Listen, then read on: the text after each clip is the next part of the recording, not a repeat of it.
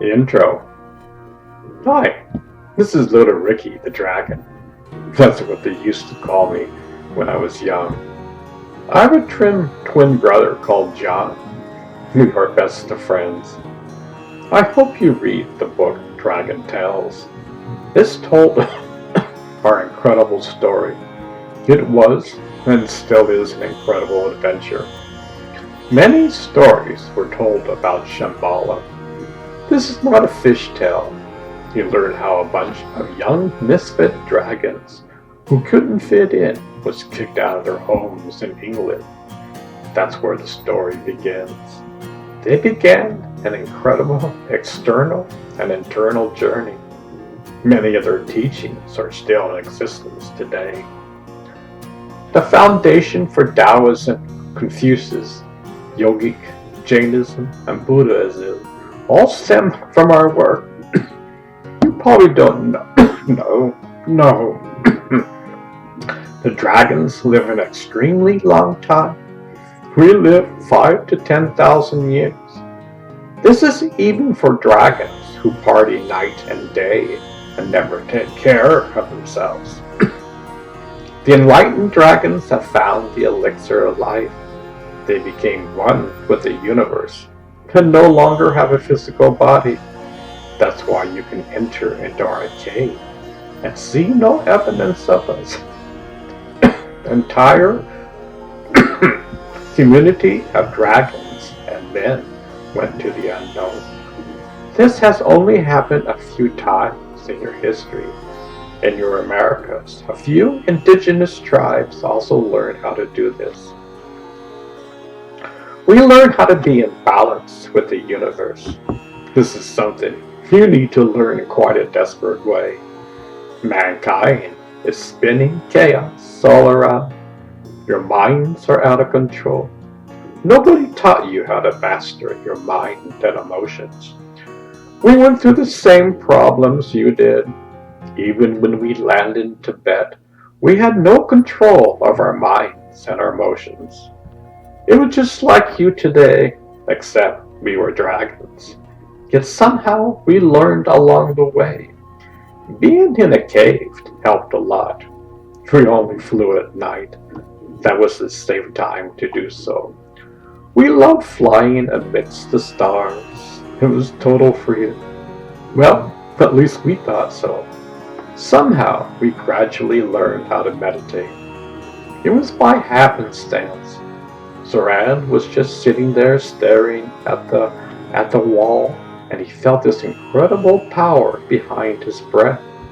He got so excited and still at the same time.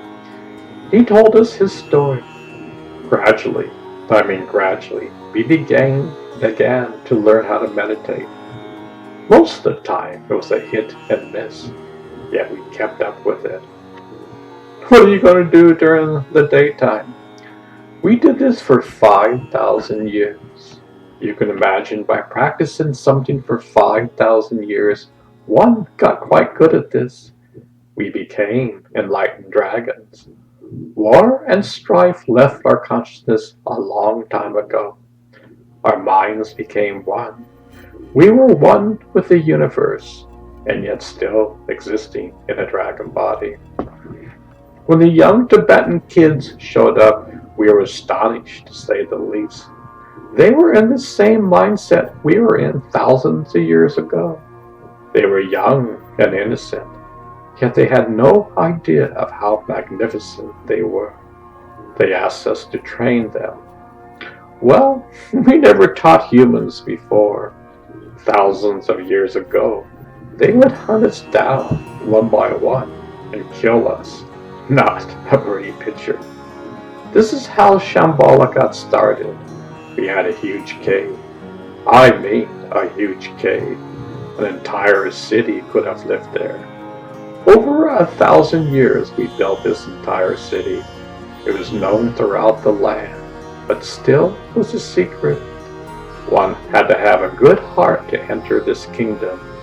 We still had our share of misfits, yet even they transformed. You see, the power of love and kindness will melt any negative emotions over time. there was only a small handful out of millions who didn't transform. This book is the teaching of the dragons. One can achieve enlightenment from these teachings. As I said before, many of the world's religions stem from these teachings.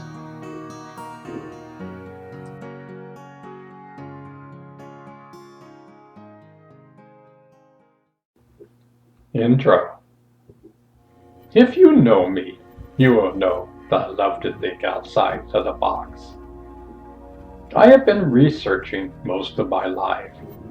It's not only intellectual knowledge, yet it's down-to-earth wisdom. You could call it the land of the mystic, feet on the ground and your head in heaven. Be practical and yet consciously live within the jewel that lies within. Call it whatever you want, but something is keeping you alive.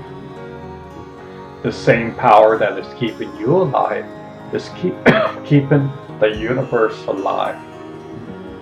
This is my first introduction to Tibetan formal training that I'm about ready to embark on. It's a 16-week course. Lama Glenn Mullen is presenting this course starting July 24th. I'm looking forward to learning more about this ancient wisdom. Here's the beginning of this new journey. Maybe you might want to join in this adventure. Life will give you many signposts and synchronicities if you are open to them. I've been fortunate to be aware of this since childhood. When one is conscious of the inner doors, signposts and synchronicities are a part of your life. Remember, the more attention you pay to something, the more attention it pays to you. My girlfriend Anna and I were driving from Toronto to Vancouver, Canada. The year was 1974. We ran into Mahatma Rajeshwar and Bill Patterson along the way. They were going to do a TV interview and asked us if we wanted to come. We spent a few days there. Bill gave me a copy of a book about Milarepa. He was Tibet's greatest yogi. The Kagyu lineage still exists today. In fact, in Ashland, Oregon, there's a beautiful temple that comes from the Kagyu lineage. Bill unfortunately died about 10 years ago. He was well known for his kindness. I loved the book. I was extremely fascinated by his life. I love to meditate. It is a part of my life. I mean, an incredible part of my life. I had a knack for it. Fast forward about 48 years. I'm on Facebook and I see the interesting post, Tumor and Six Yoga Trainings with Lama Glenn. I was quickly drawn to this. What a synchronicity. My mind went back to receiving this precious book on Milarepa many moons ago. Signposts are all around us. Buddha has been following me around for a long time. My parents had a Buddha statue, where as a kid I would get mesmerized by just staring at it. It took all my troubles and worries as a young child away. In my teens, I began a formal meditation practice, which I still do today. My practice is the foundation of my life. I once had a past life regression with my twin brother John.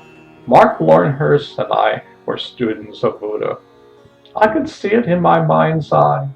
Even today, I can close my eyes and visions will appear. Of course, I can't prove it, grin, yet the impressions are there. Milarepa is another guide. When I first read the book on Milarepa, it was also mesmerizing. I lived in Ashland, Oregon for some time, and it was a beautiful temple that comes from the Kagyu lineage. My wife and I went to the temple a few times, but never heard about how to study with them. Anyway, this is going to be an incredible journey. Both Buddha and Milarepa have been friends with me for such a long time. Once again, how can you explain that? Yet I most certainly know that we are never alone. This journey is both internal and external. What can I say? We are all blessed.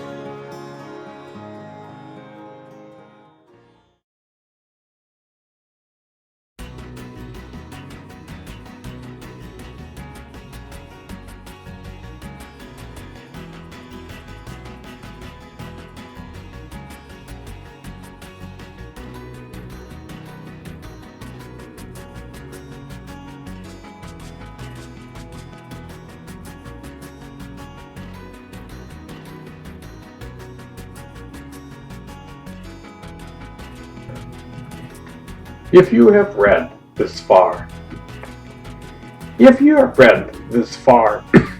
you might be interested. You probably rolled your eyes. I'm writing a series of books on the great mysteries of life. This book will help you to see a different side of the picture in the journey of life. We live most of our lives externally. Signposts are all around, yet we don't have the eyes to see. You are your own guru. You may have the greatest teacher in the world, yet if you don't practice, one will never go anywhere. There are many different ways to find the jewel within. This is one incredible way. It is always fine-tuning and adjusting itself for the current times, yet the foundation is eternal. This isn't your typical books. I don't write typical books. It may at times seem scattered, yet each topic is meant for you to ponder. Pondering is a lost art form. 30 years ago, I had a grand teacher who would tell you to ponder over what he had just taught. To be honest, it just went over my head. Fast forward 30 years, and pondering is an intricate part of my life.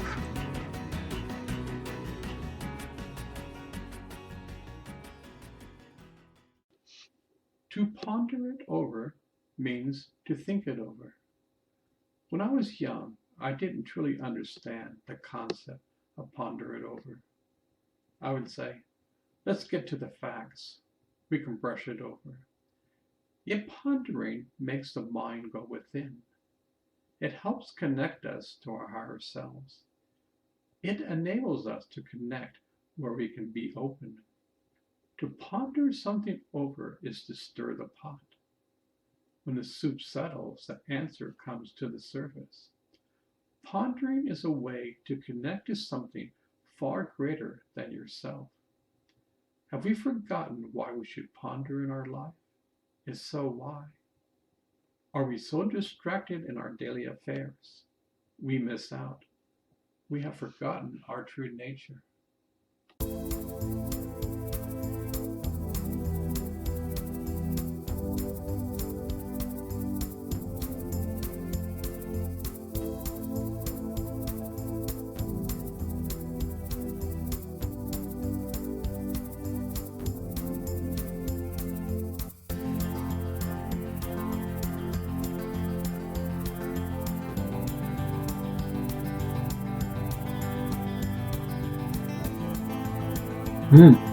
I get high with a little help from my friends. We had two incredible teachers for this course, Lama Glenn and Chandra Lai. Both of them were highly entertaining. Lama Glenn has quite a sense of humor. He knows the subject backwards and forwards. He has been studying this for around 50 years. I highly recommend this to everyone. I've been meditating for 50 years. I was introduced to an ancient system. Mine, I've been meditating on the chakras for many years. This was the first time I encountered a disciplined system of Tumor and chakras. Everything comes to us at perfect timing. This was a Zoom class on Saturday and Sunday morning. Lama Glen taught the Saturday class, and Changralai taught the Sunday practical class. Changralai lives in South Korea, and the class was a Zoom session.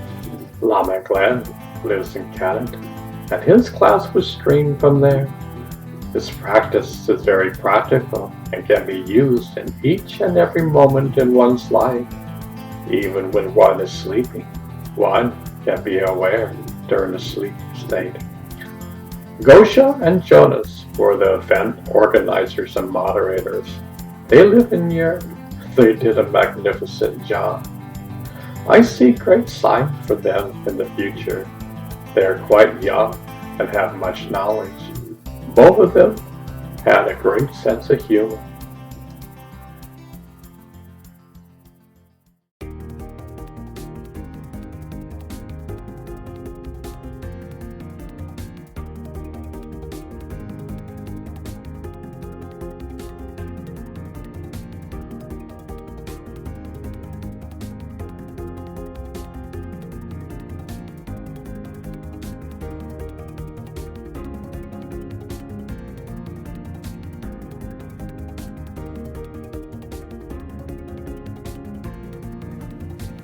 You are your own master chemist.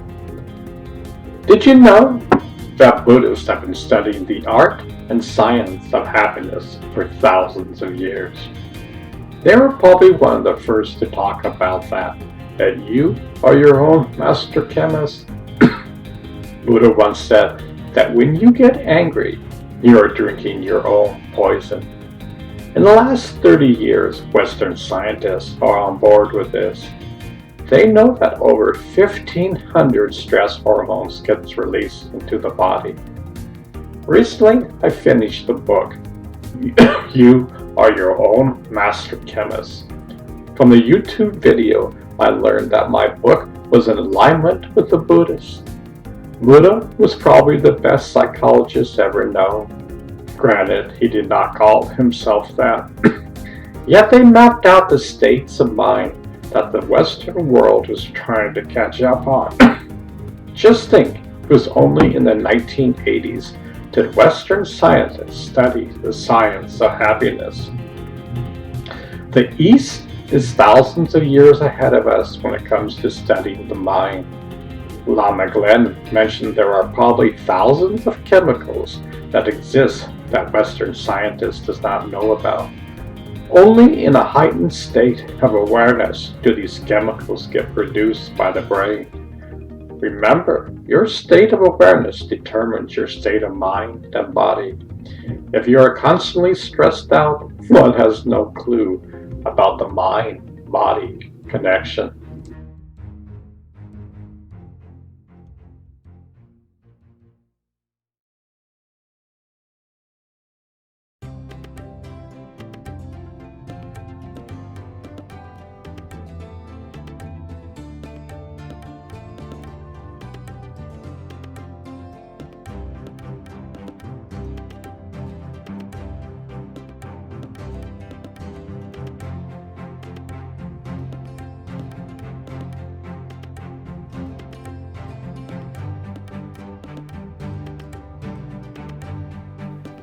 How would you like the Dalai Lama to be your grandparent? I love Lama Glen's story about spending time in India, going to the first Dalai Lama school. It was so intimate and endearing. Glen said the Dalai Lama treated each one like a grandson. That's an incredible state of being. So much attention was placed on them. I love the story when Glen asked why the Dalai Lama never went to the United States. He was told his visa was always denied. Lama Glen had a father-in-law who checked out this rumor, and lo and behold, he never requested a visa. To make a long story short, he was told how to apply and get approval. He was told, don't go through the Tibetan government channel.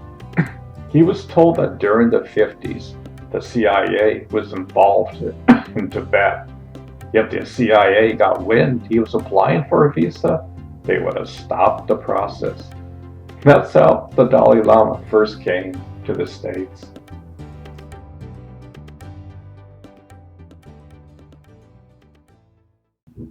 Just wing it. Sometimes in life, you just have to wing it. Lama Glenn told a great story about when he had to translate a book from Tibetan to English. This was in the early 70s. He had only learned Tibetan only a few years earlier. Yet the Lama that gave him the assignment said, just wing it. In the future, someone will take your work and expound on it. He said, this has been the way. Nobody is perfect. Yet if you put your heart and soul into it, this will be reflected in your translation. The tone is the most important message, not the words. The Dalai Lama doesn't speak perfect English, yet his smile lights up the world.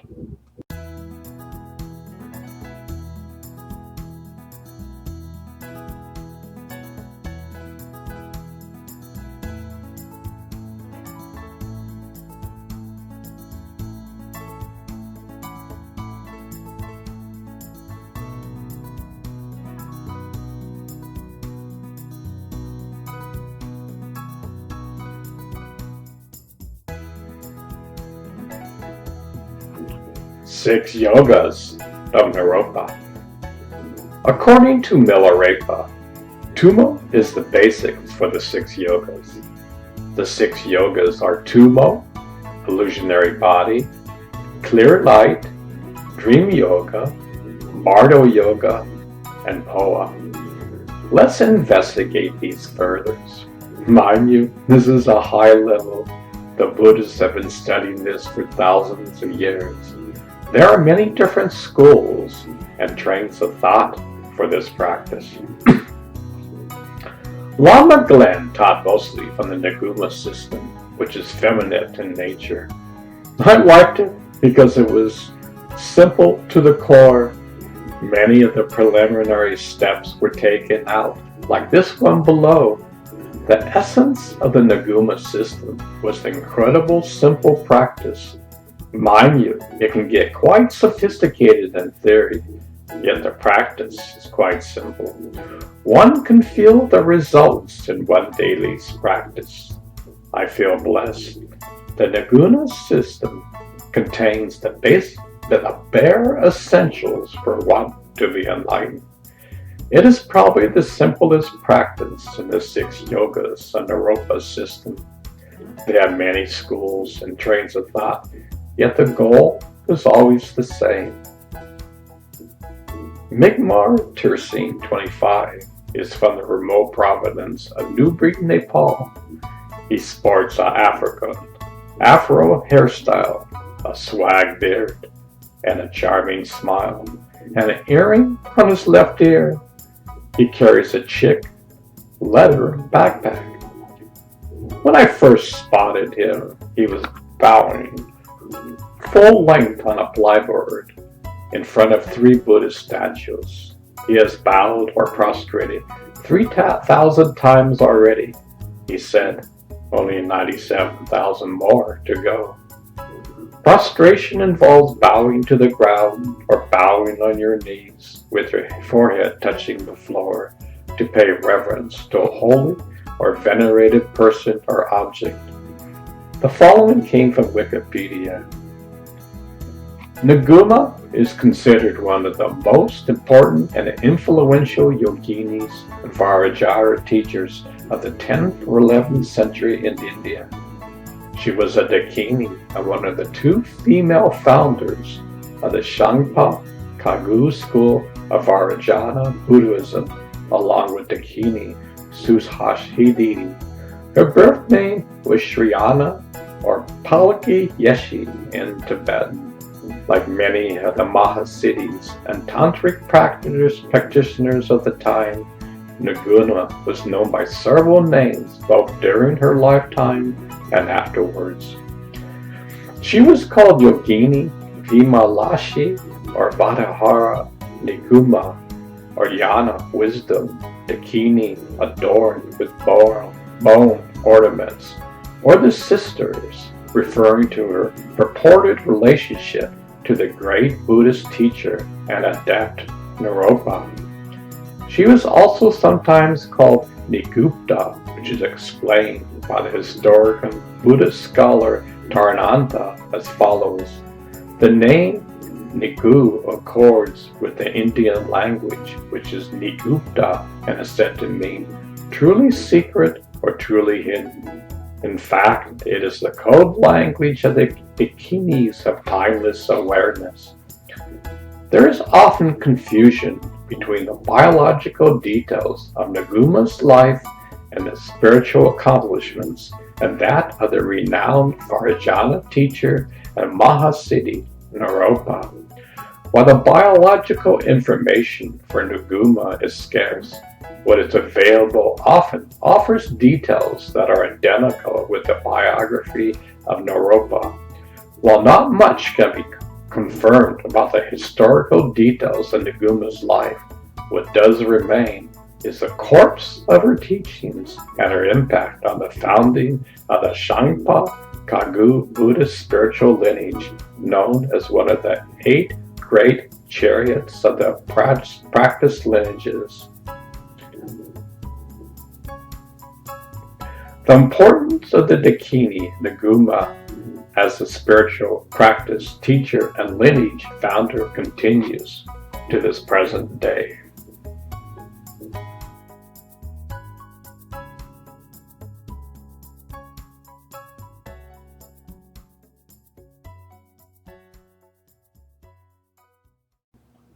Tumor and Tantra.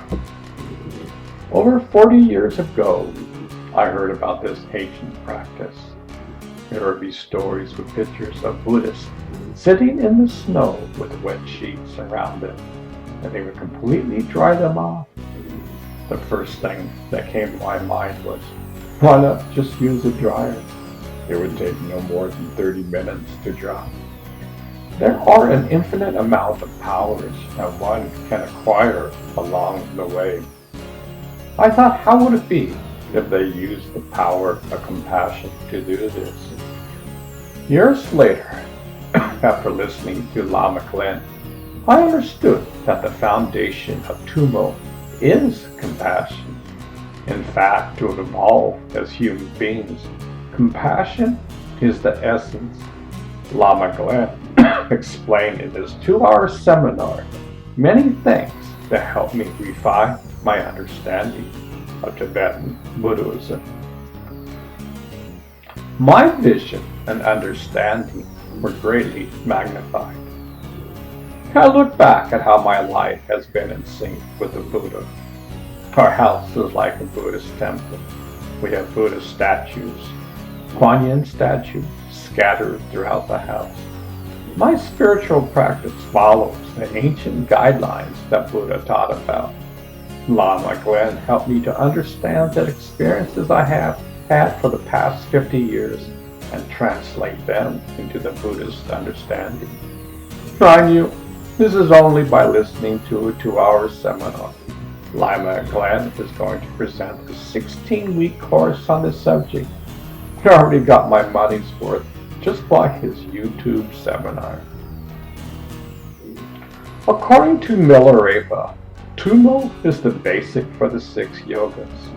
The 6 yogas are Tumor, Illusory Body, Clear Light, Dream Yoga, Bardo Yoga, and Pova. The Buddhists have a book called Crystal Clear. I read this book around 2001. Crystal clear is a state of utter formlessness. It is how to bring infinite radiance, stillness, and formlessness into everyday life. My understanding of crystal clear is probably the merging of Buddhist thought and the current understanding of the quantum field. Both are talking about the same thing. Read some of my books and you will see this theme presented in many ways. Lama Glenn said that the human experiences the essence of Tantra in 3 ways naturally. Every night when we go to sleep, One who's aware can capture a snapshot of the clear primordial mind. Making love is another way. The orgasm can lead to clear light radiance if one is aware. Meditation is another way. All three can be awakened within oneself. When one is sitting on the meditation cushion, when one goes to sleep, called clear light of sleep yoga. The last is the clear light of death when one dies. These states are the fallen, awake, dreaming, and death. Tumor is the basic for the meditation practice. It brings infinite radiance, stillness, and formless into everyday life. The ultimate state is elusive, non-physicality, a clear mind, clear sight. Glenn says there is an infinite me, yet all forms disappear. According to Lama Glenn, one learns how to lean towards form in everyday life and at the same time lead to the elusive non-physicality, clear mind, clear sight. The Kabbalistic calls these states feet on the ground and the head in heaven. One can sit and meditate and only have the 5 inner sensitive senses activate when one enters the clear mind, clear light state. Coming back to the internal senses, one activates the external senses. The goal is to harmonize the two. The philosophy of Tantra says we exist simultaneously on 3 dimensions: coarse, subtle, and very subtle. Ordinary life is coarse. It consists of our minds and bodies. Everyday life is a part of this. External stimuli create internal experiences in the brain. At the coarse level, everything is experienced in duality. When one tries to meditate for the first time, one brings to the table a coarse mind, a mind that has been conditioned externally. Our body and state of mind creates various chemicals to reflect our state of being. The Buddhists have known this for thousands of years. Only recently has Western scientists embraced this concept and proven it over and over again. Dr. Joe Dispenza is at the forefront of this. The Dalai Lama has each year a conference with scientists from all around the world. This has been going on since the 80s. They have been studying the mind-body connection in the lab ever since. These are called by the Buddhists psychoneurology immune systems. Behind this loud noise lies the subtle body. Our minds and bodies are like tuning forks. We only vibrate at the frequency, the current state of mind and body. Here's an example of being out of balance. In my junior year, my parents took our family to Yosemite. It's probably one of the most incredible places on the planet. Yet I couldn't see the forest from the trees. I was miserable. Why? Because I missed the ocean. Now that is being out of balance. One can be in a heavenly place, and the subtle mind can be out of whack and cause suffering due to the state of mind. Your mental state creates the emotional state of your being. These disturbances are felt in the heart and thyroid. This is called subtle chemistry. The conscious mind and the subconscious mind are the two which control the chemistry. Remember, the subconscious mind controls 95% of our actions. Only 5% is conscious. I find it interesting that Carl Jung was familiar with Buddhist philosophy. I'm sure that much of his understanding came from that. Lama Glenn also believes in this. When one can stop the heart consciously and stop the physical functions, one enters the state of the timeless zone. The Buddhists are trained in breath retention. Tumo is the process of holding your breath and sending it to the heart. Then pure alchemy occurs and the higher chemicals are secreted into the body. According to Lama Glenn, by bringing all the energies to the heart, we become like a one-cell being. Arising from that brings the most subtle mind to be activated. Most of humanity lives in dense bodies. Need I say more? Look at the world today. Furthermore, Lama Glenn said, don't believe anything externally that's in the shape of an outside appearance. It's all illusionary. The biggest obstacles is to overcome the attachment to the ordinary appearance of things. This is called Maya, the great illusion. Talk to a quantum scientist and they will tell you about the quantum field. This has been proven over 100 years ago, yet we still live in the Newtonian model. At the next level, we try to manipulate these drops of chemicals to our advantage. In the beginning, we work with the four principal chakras, the navel chakra, heart chakra, throat chakra, and the center of the brain chakra. These chakras help speed up the evolutional process. The Tantra states that one day of meditating in this state is equivalent to 100 years of normal evolution. Paramahansa Yogananda said the same thing with Kriya Yoga. Anyway, there are scientific practices that can speed up this practice. The basic of the Tantra practice is to go from gross mind to the subtle mind and ultimately to the very subtle mind. Tumor, illusory body, and clear light is the process to take you from the gross, subtle, and very subtle bodies. One achieves enlightenment by these three practices of yoga. Tumor energy always starts with physical exercises. There are 6 main exercises. First one is similar to pranayama. They do this because most humans are shallow breathers. The purpose is to harmonize the male and female energies. This is the same concept of harmonizing the Ida and the Pingala nerves. These breathing exercises are done 3 times. When you do this, both nostrils should be balanced. If not, repeat the 3 rounds. Note for further explanation on taking the class. One should always do this before doing Tummo. During Tummo, one day does fast breathing through the nose, according to Lama Glenn's instructions. Breathe in through the nose, swallow if you want. This will put the abdomen in the correct position. Hold for 45 seconds, relax, and slowly exhale the breath through the nostrils. Do this for around 10 minutes. Then do the same by rotating your abdomen clockwise and counterclockwise 3 times each.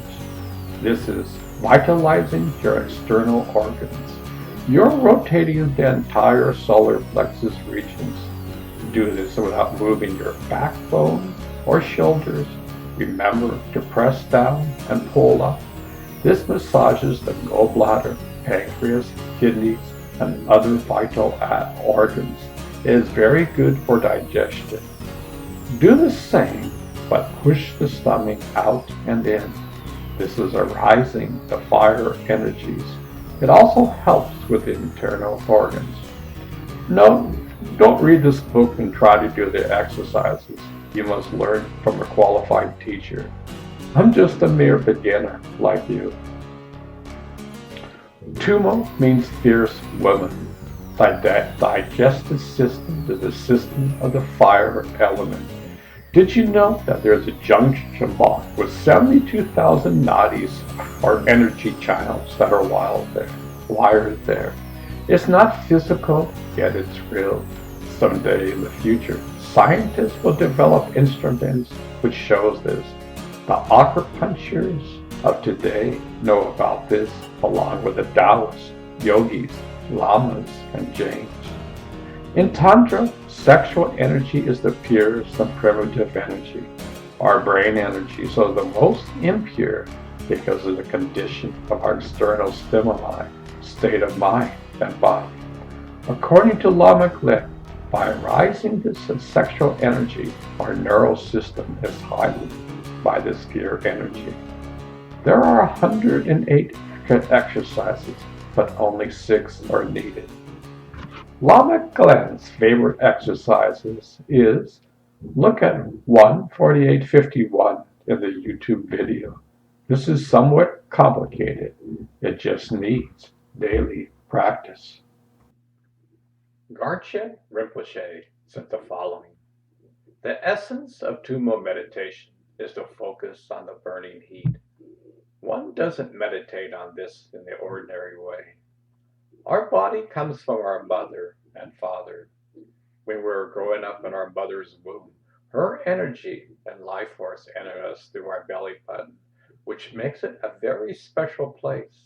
It is said that through the white essence that we receive from our fathers, we give birth to the effective emotion of dislike, which generated our bones.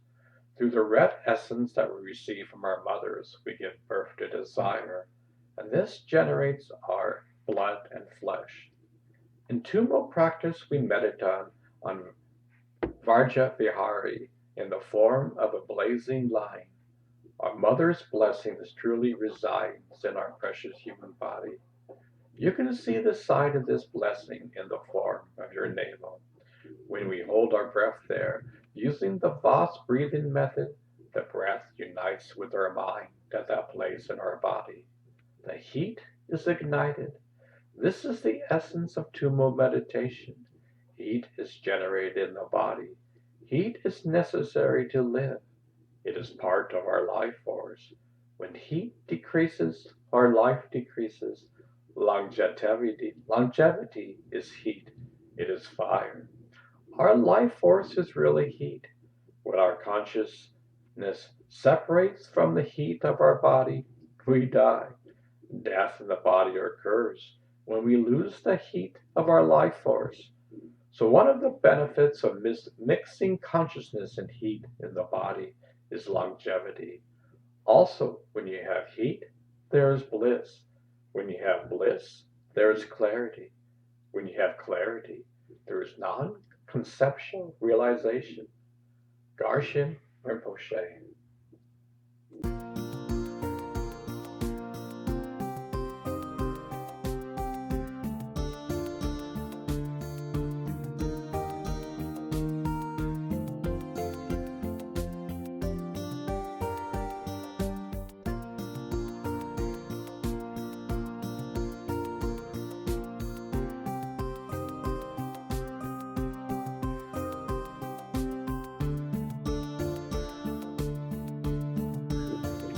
Dragon history and Tummo. Everyone knows that fire dragons breathe fire. Of course, we all do. When they get really angry, they can incinerate anyone around them. Just ask the poor citizens in England who felt their wrath. Even in the beginning of Shambhala, the young and innocent dragons had anger problems. They would at times blow up and get angry. Even after years of meditation, this serious problem occurred. Yet they stumbled upon chance, or was it a chance? A different, more subtle fire within them. They happened to stumble upon Tummo, the fire of life. Slowly, this ancient wisdom was absorbed by them.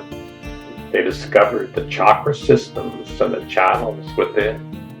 They discovered nadis, which are like thousands of rivers running in the body. Mind you, in the coarse body, these can't be seen. Therefore, most people laugh and snicker when they hear such a thing. This process took around 5,000 years, even before the young Tibetans arrived. It took about 1,000 years for the Tibetans and the Indians to implement both their teachings and the dragon's teaching. Both of the systems were almost identical. They understood there was a coarse body and subtle body. They also understood there is a very subtle body that is infinite. beyond time and space. They would call this the Buddha body. Furthermore, they discovered the Buddha mind. They also understood Austrian physicist Edward Schrödinger is known for this phrase. The total number of minds in the universe is one. In fact, consciousness is a singularity phasing within all beings. There is one universal mind, or Buddha mind. These stages take place every night and bring you back to the source. Mystics and yogis have been practicing this for thousands of years. Slowly, over time, this Tummo system was developed. The Tibetan Buddhists have a comprehensive system of using Tummo.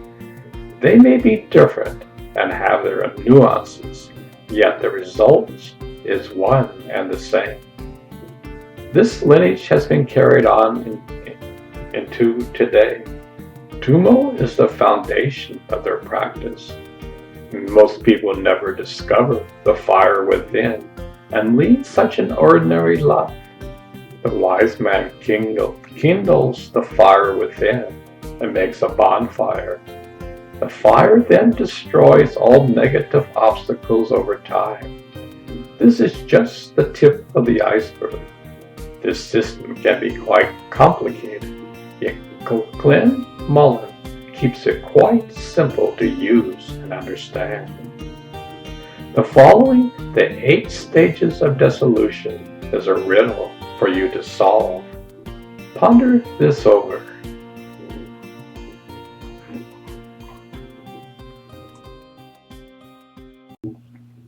Six afflictions. The following are the 6 afflictions that keep us away from discovering our true nature. That you are the universe. You just don't know it. Attachment. Because we live our life focused externally, we are attached to people, places, and things. We are attached to ideas and concepts. We become extremely rigid in our thinking. If one daily recognizes the impermanence of all things, one could slowly remove attachments in one's life. The Tummo practice takes attachments and puts them into the fire within. Imagine having a log of attachment and placing it on a bonfire.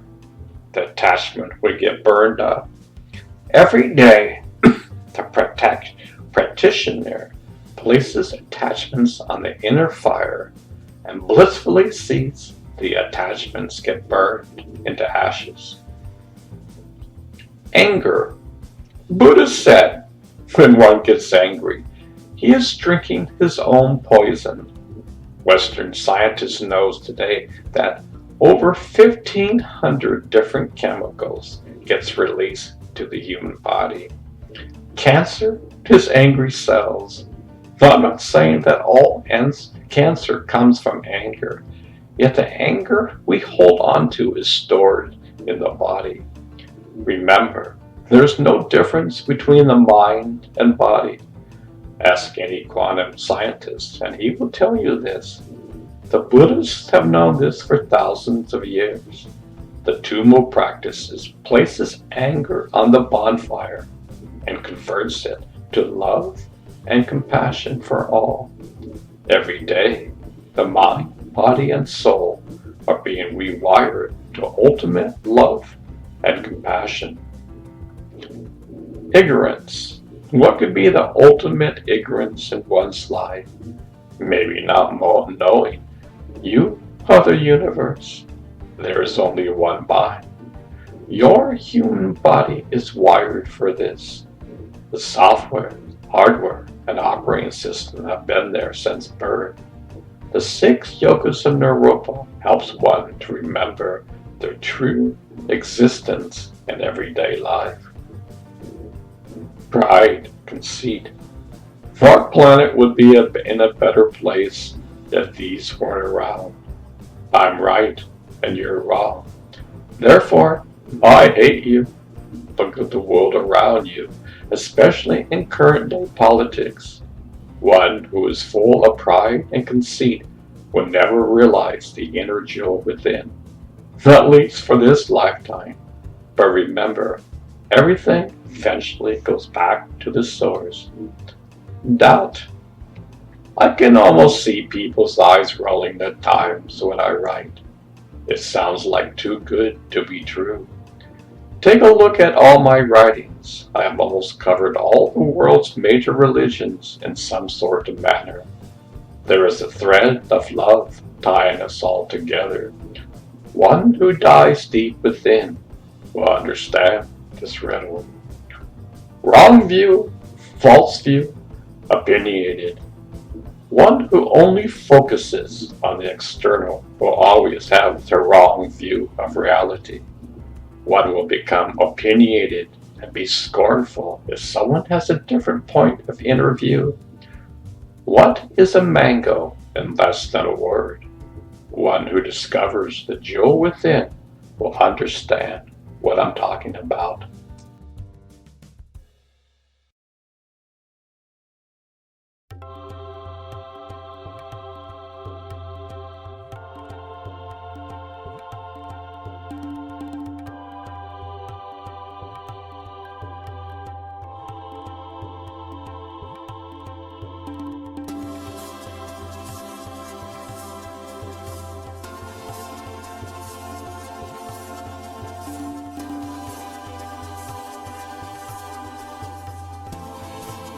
Are you curious or dull about life?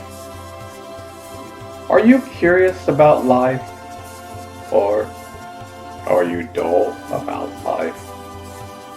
Only you can answer those two questions. Do you wake up in the morning with a smile? Or do you dread every morning waking up?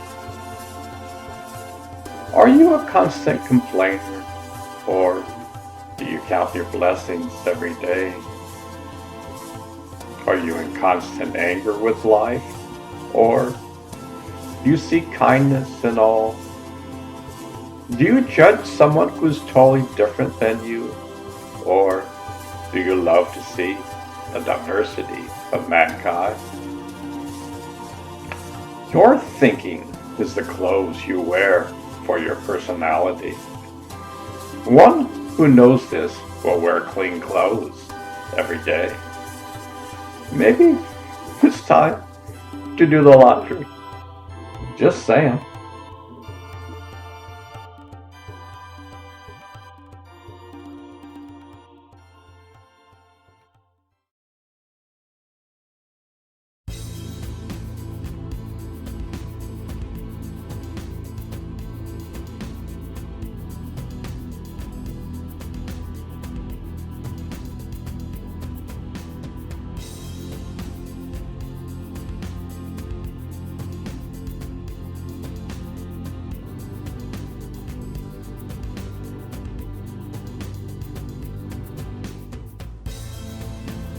Nerve cells that fire together, wire together.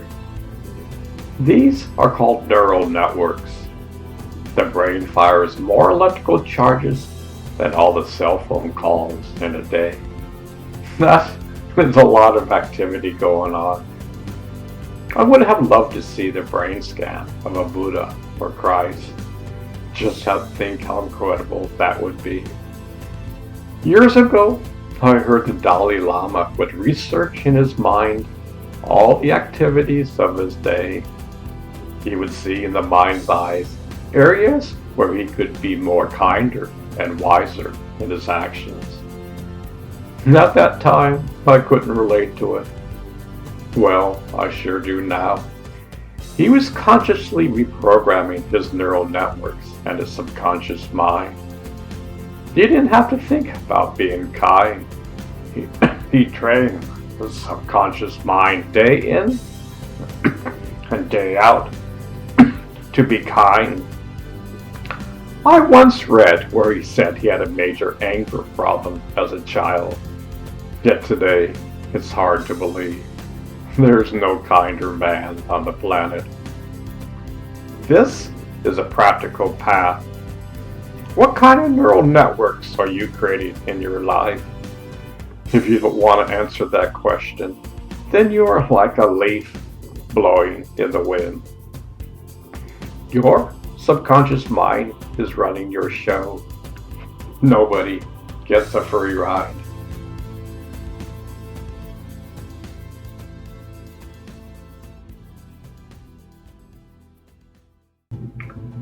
Illusory Body. The definition of the illusory body is as follows. A body made of subtle energy, wind, that one attains through advanced methods on the complete stage of the Tantra. Listen to Lama Glenn's interview. Illusory Body, Yogas of Waking, Sleep, and Death. Glenn Mullen. You are the universe.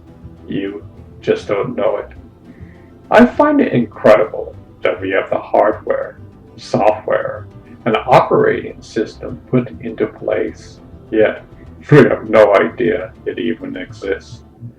The illusory body is beyond time and space. Scientists might call it the quantum field. You were never born, nor will you ever die. Yes, your body will die someday.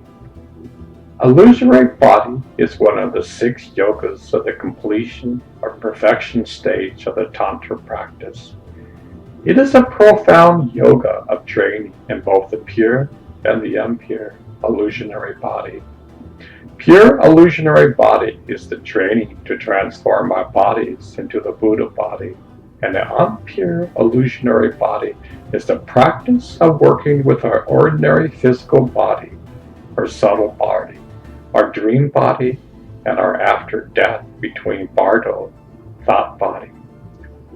Following the great yogi and doctor Yuthorth Yongdang Gampo 1126-1202, Dr. Nida considers this practice to be a direct and powerful Vajrayana psychotherapy designed to authentically free us from all impure and superficial concepts we have about ourselves, teaching us ultimately how to use our wisdom mind to transform our body into that of an enlightened deity form of a Buddha. In other words, this is our true nature. This is our true state of mind. Unfortunately, we're only focused externally. In the 6 yogas, this system is slowly incorporated into one's life. Through one's practice, a person is constructing the mechanics to build this body within. This is a misnomer, however. Your true nature is the Buddha body and Buddha mind. Yet this practice allows the transformation to occur inside of you. This is alchemy at its finest. The practice of the clear light and the illusionary body brings one to the state of enlightenment. This is your true nature. The 6 yogas of Naropa streamline the process to enlightenment. It bypasses many steps along the way. It strips out many different steps that some Buddhas have created along the way. It provides tools that one can use daily in one's life. It is a practical path, not a theoretical path. In this class, I have a greater understanding of this process. I've been meditating on my chakras for years, yet this class brought me to a greater understanding and helped me in my process. I learned about hidden elixirs that can be accessed along the way. I knew these existed, yet this path provides means to tap into the subtle chemicals of life. These subtle chemicals are both physical and non-physical. Scientists know this body is a chemistry set. The world is in chaos, and our healthcare system reflects that. One who learns to be in balance and harmony understands what I'm talking about. Many of the world's diseases could be eliminated if we got rid of the stress levels in our life. Billions of people can't turn off the faucet of adrenaline when trying to sleep at night, the toss and turning throughout the night. Most diseases are caused by stress.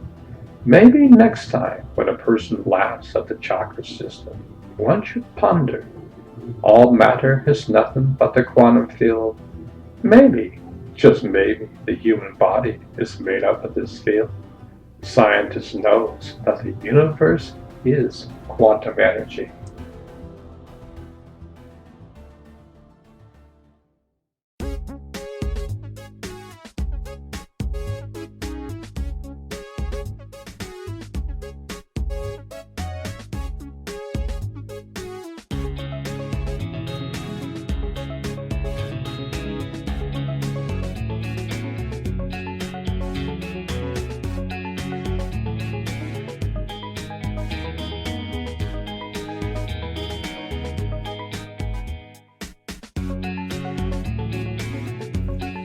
Your body is your drugstore.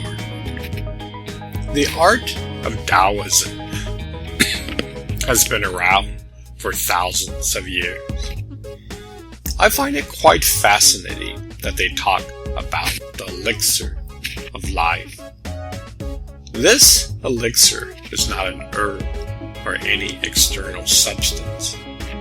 This elixir exists inside of us. In India, they talk about the nectar from God that flows within. Yet here we are taking drugs for our ailments.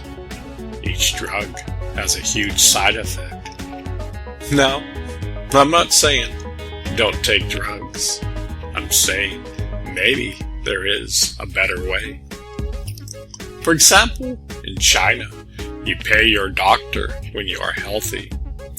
You don't pay when you are sick. Mind you, in modern China, this isn't always the case.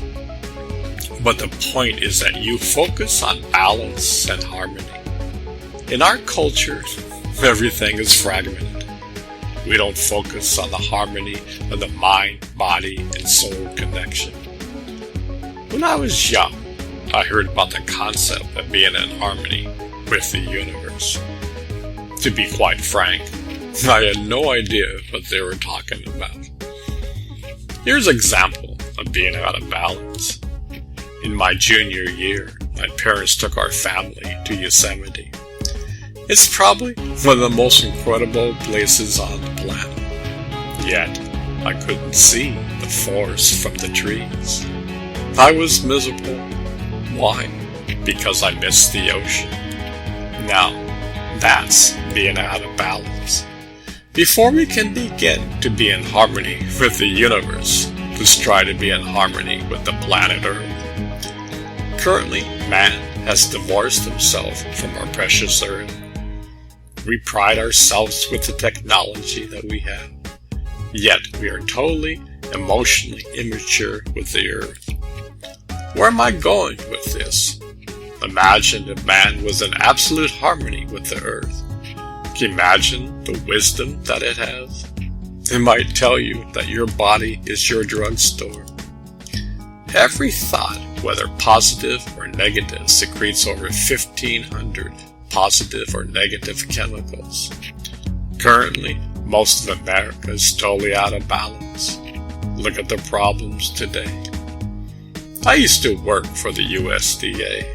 I saw my friends taking up vaping. I couldn't believe how much smoke came out when they exhaled. It was at least 5 times the smoke from regular smoking. No wonder there is such an epidemic. Imagine there are drugs existing inside of you that are dormant. In order to receive them, you must be in balance and harmony. In each and every moment, we have the opportunity to be conscious and aware. Currently, we are playing the same tapes over and over again. I can guarantee you that these elixirs of life work better than any physical drugs. Your body has the intelligence to produce these for you. How many people listen to their bodies? How many people monitor their thoughts? How many people dive into silence? How many people monitor their actions?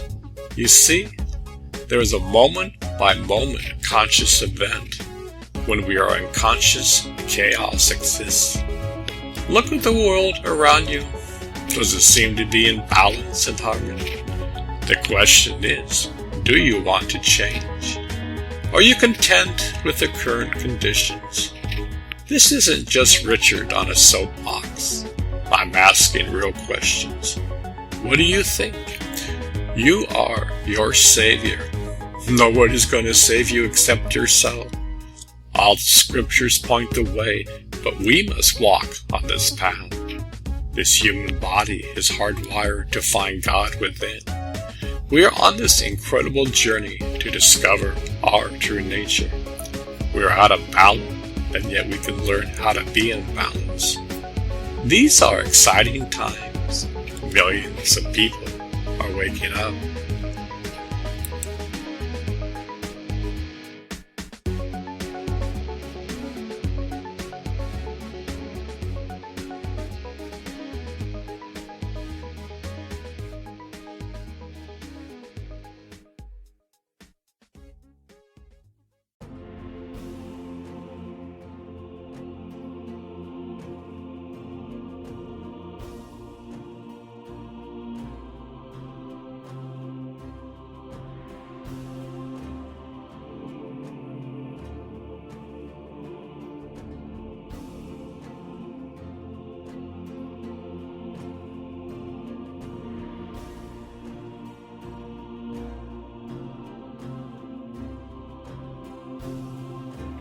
Clear light.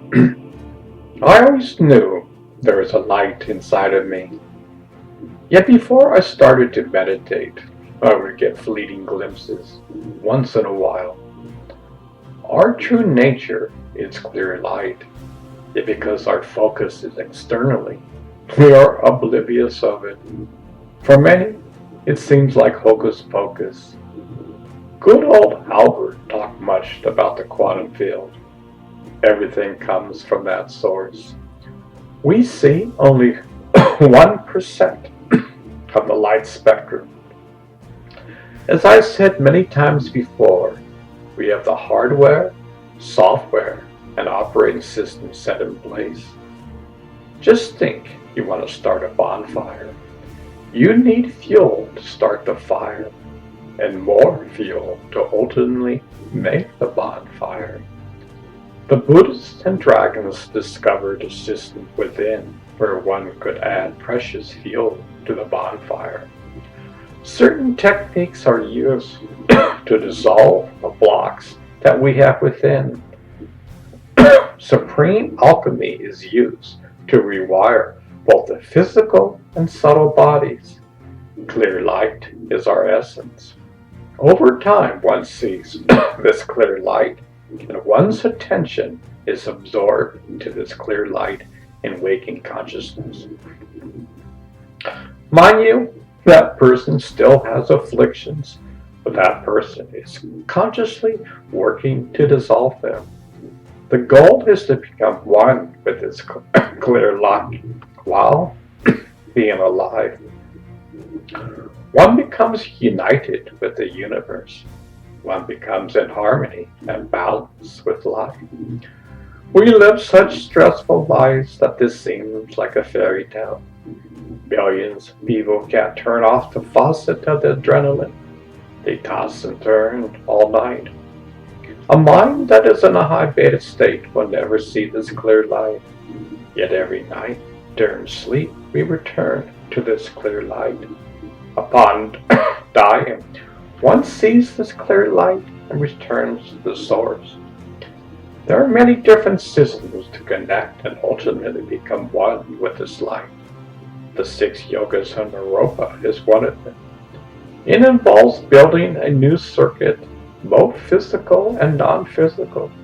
We have to learn how to rewire within. Our current day state of mind will never lead us home. Our afflictions never serve us, yet we are so conditioned by them. So what is this clear light?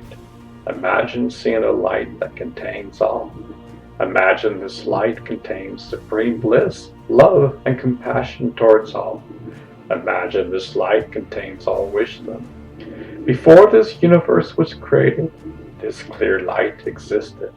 This is your true state of being. The universe was created. This universe will be destroyed. Yet behind that, the clear light will always be.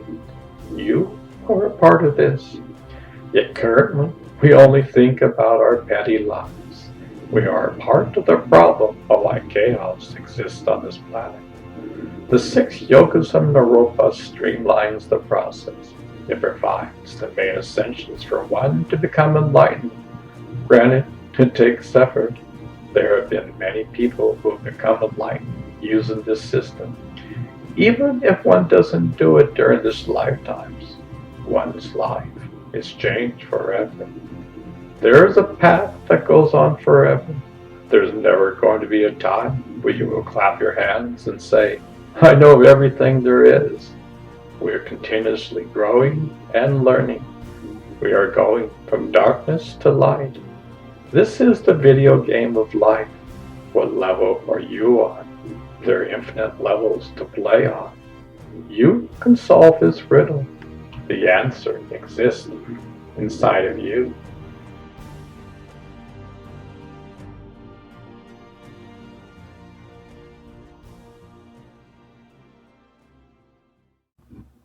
Dreams. The following is part of an article by Yogananda called Life is a Dream. Life is a cosmic movie projected within the screen of consciousness. I look at the beam of God's light, which is projecting these scenes on the streets of life, consciousness. I see the pictures of the whole universe coming from this beam. Another time I was sitting in a movie theater watching a movie on a screen, and then I looked into the projection booth. I saw that projectionist was not interested in the movie because he had seen it over and over again. Instead, he was reading a book. The projector was doing its job. There was the sound, and the beam of light was casting realistic images on the screen. And there was the audience, caught up in the drama. From age to age, from civilization to civilization, the same old movies are shown over and over again, only with different characters playing the parts.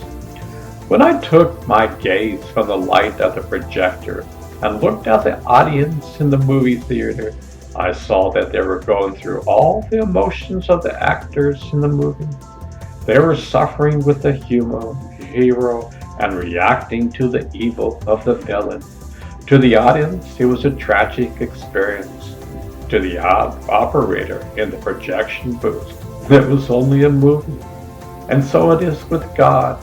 He has created, imagined movies of light and shadows, the hero and the villain, good and evil, and we are the audience and the actors. It is only because we identify with the play too much as being real that we are in trouble. Without shadows as well as light constructs, there could be no picture. Evil is the shadow that converts the one beam of God's light into pictures or forms. Therefore, evil, contrasting with good, is the shadow of God that makes this play possible. The dark shadows of evil are mixed with the pure white beams of the virtues of God. He wants you not to take these pictures so seriously. Here's what I have so far about the various dream states. Daydreaming, dreaming at night, life is a cosmic dream, living a dream or a nightmare, illusions, what you see might not be real, the cosmic dream, lucid dreaming, dreaming to accomplish goals, piercing the dream to see the dream fade away and see only the crystal light, brain chemistry dreams, advanced cosmic dreams. For the past 2 years, I've been consciously paying attention to the whole sleep cycle. I'm in a meditative state, watching myself. Somehow going from that conscious state, I haven't watched that transition yet. Many times when I'm in a dream state, I see a dream dissolving in the crystal clear light state. This has happened quite frequently, where I'm aware that behind our dreams lies the essence of all that is. Recently, when I'm in a meditative state engulfed in light, the whole scene collapses and time and space is suspended. It is quite surreal. I see that time and space as a construct, yet there's something even beyond that. My motto lately is the more you pay attention to something, the more attention it pays to you. When I sleep, I try to meditate at the same time. Slowly, one can learn how to be in a sleep state and be conscious and aware of the inner jewel. One's body can be in a sleep state, while at the same time, one can be in a state of bathing in light and bliss. I'm looking forward to learning more about the dream work the Tibetans do. Here's the essence I got from Lama's Glen's YouTube video. Going to sleep in Buddhism is like dying every day. One goes back to the source and returns to everyday life. Usually, this is unconscious. Death is returning back to the source, and only the body dies. I call this going into a different room in the mansion of life. Glenn told a story about listening to classic music in his classroom. He had an out-of-body experience going to heaven. Angels were all around. He heard the laughter of angels. At some point, a kid was poking Glenn in the stomach and woke him up. All the kids were laughing in the class. To the kids, he just fell asleep smiling. Glenn was swept to the heavenly realm. Ramakrishna said the external beauty would help trigger him into ecstatic levels of consciousness. Glenn says, I wasn't with the angels. I was making a fool of myself in front of my fellow students. Yet, he did get transported into the heavenly realms. Sometimes our external stimuli will help trigger a divine experience. The Buddhists say that parents don't choose us. We choose our parents.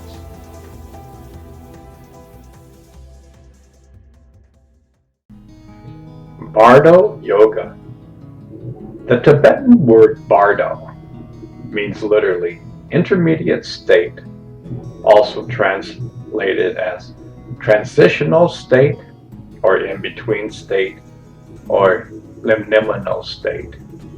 In Sanskrit, the concept has a name, Antabhava. It is a concept which arose soon after the Buddha's passing, with a number of earlier Buddhist groups accepting the existence of such an intermediate state, while other schools rejected it. Used loosely, the term Bardo refers to the state of existence intermediate between two lives on earth.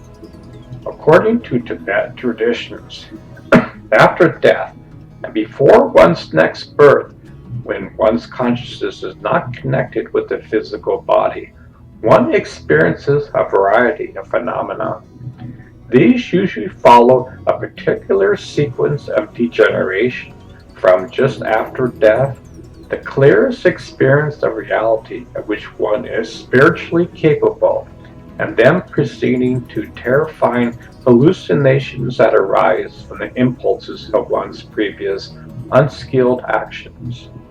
For the prepared and the appropriate trained individuals, the Bardo offers a state of great opportunity for liberation, since transcendental insight may arise with the direct experience of reality, while for others it can become a place of danger as the karmically created hallucinations can impel one into a less than desirable rebirth.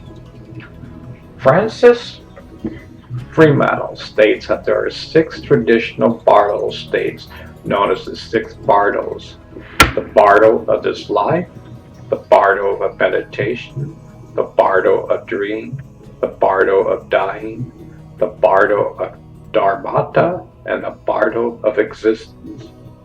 The first bardo begins when we take birth and endures as long as we live.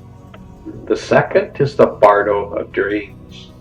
The third is the bardo of concentration or meditation. The fourth occurs at the moment of death. The fifth is known as the bardo of the luminosity of the true nature. The sixth is called the bardo of transmigration or karmic becoming. Kanyan bardo is the first bardo of birth and death. This bardo commences from conception until the last breath, when the mind stream withdraws from the body. Milam bardo is the second bardo of the dream state. The Milam bardo is a subset of the first bardo. Dream yoga develops practices to integrate the dream state into Buddhist sadhana. Samstem bardo is the third bardo of meditation. This bardo is generally only experienced by meditators, though individuals may have spontaneous experience of it. Samten bardo is a subset of the Sanye bardo. Chikai bardo is the fourth bardo of the moment of death. According to tradition, this bardo is held to commence when the outer and inner signs presage that the onset of death is nigh, and continues to the dissolution or transmutation of the Mahabhuta until the external and internal breath has completed. Chonai bardo is the fifth bardo of the luminosity of the true nature, which commences after the final inner breath. It is within this bardo that visions and auditory phenomena occur. In the Doshin teachings, these are known as spontaneous manifesting visions. Concomitant to these visions, there is a welling of profound peace and pristine awareness. Sentient beings who have not practiced during their lived experience and or who do not recognize the clear light at the moment of death are usually deluded throughout the fifth bardo of luminosity. Siddha bardo is the sixth bardo becoming or transmigration.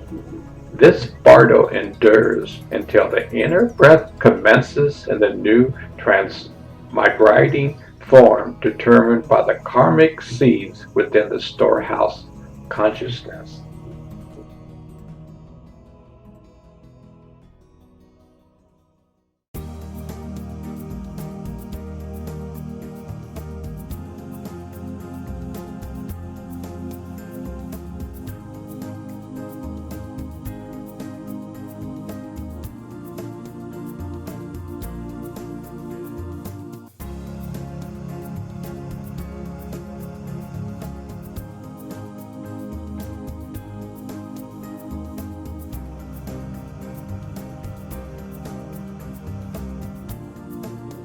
The 8 stages of dissolution.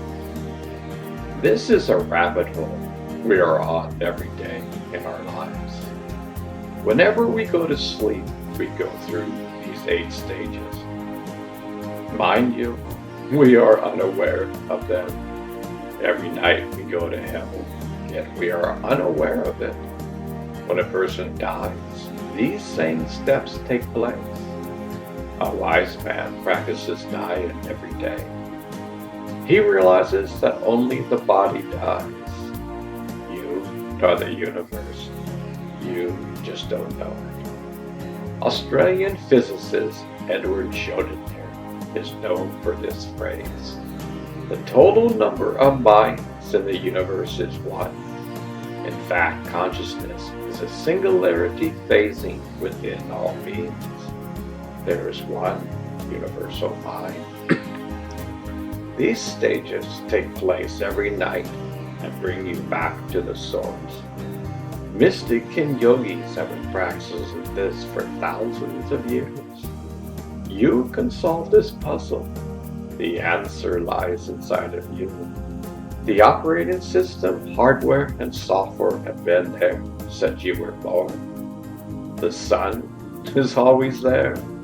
That is your true nature. You have simply placed dark clouds around you. Remove the clouds within and discover your true nature. Stage 1, earth into water. Stage 2, water into air. Stage 3, fire into air. Stage 4, air into consciousness. Stage 5, consciousness into luminance. Stage 6, luminance into radiance. Stage 7, radiance into immanence. Stage 8, immanence into transparency. A wise man smiles and laughs at death. He dies every day and sees the unity of life. He realizes death is simply changing into new clothes. We don't cry when we wear a new outfit. Everything in this universe is created and destroyed. Even the universe. Yet behind that lies the source of all creation, which is eternal.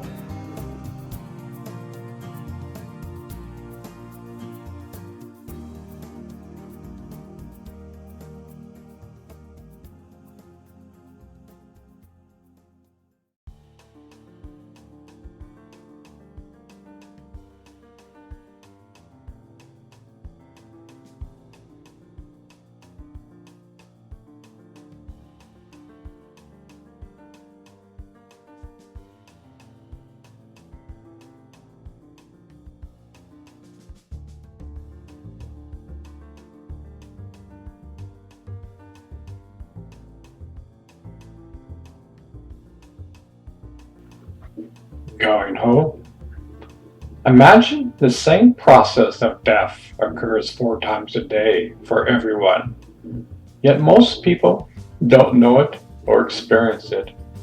We go from the waking state to the dream state, the dream state back to the waking state.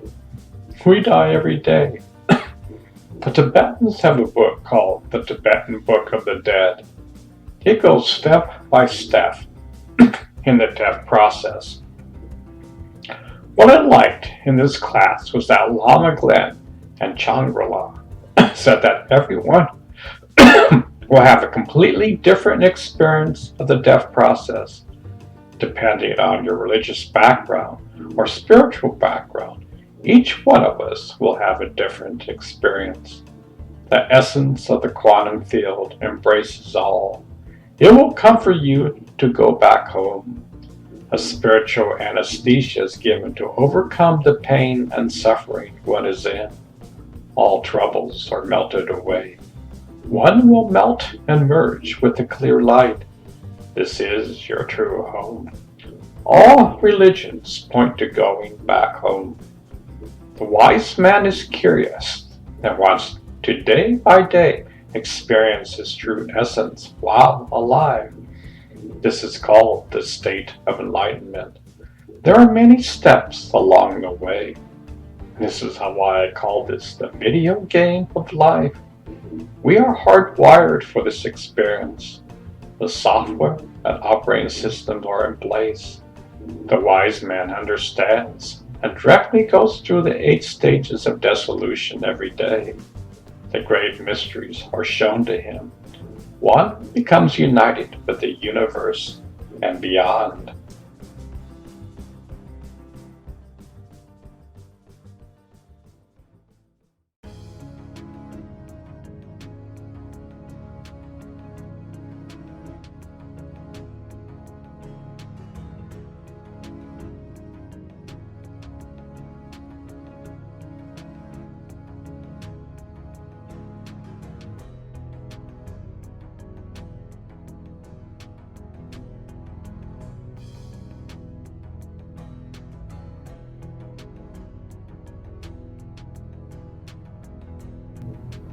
Poa. The Poa practice, or transference of consciousness at the time of death, is a simple, powerful means of ejecting the consciousness from the crown aperture into the Buddha field of Amitabha, aka the land of paradise, bypassing the bardos and avoiding rebirth in the 6 realms of cyclical existence. Sufficiently realized practitioners can facilitate this transfer of consciousness for others as well as themselves. Once in paradise, one does not return to the samskaric realms and can quickly attain enlightenment. Margaret the translator said, "If you study Poa, then at the time when death is approaching, you will have no despair. If beforehand you have become accustomed to the path of Poa, then at the time of death you will be full of cheerful confidence." Lama Glenn recently told a story of a dear old friend who was dying. The Dalai Lama was a good friend of her for many years. He told her, "Why not call the Dalai Lama and ask him to meditate and transfer you to paradise?" She replies she didn't even have the energy to do so. Anyway, Glenn gets on the phone and makes a phone call. This person calls the Dalai Lama, who is sound asleep in bed. They wake him up, and he sits in meditation and assists her in the transformation. She leaves her body. This may seem like a fairy tale, yet one can be in paradise and on earth at the same time. Why not be in paradise? Why not be in paradise when you die? This person spent her life meditating upon paradise. Why not get an extra shove along the way?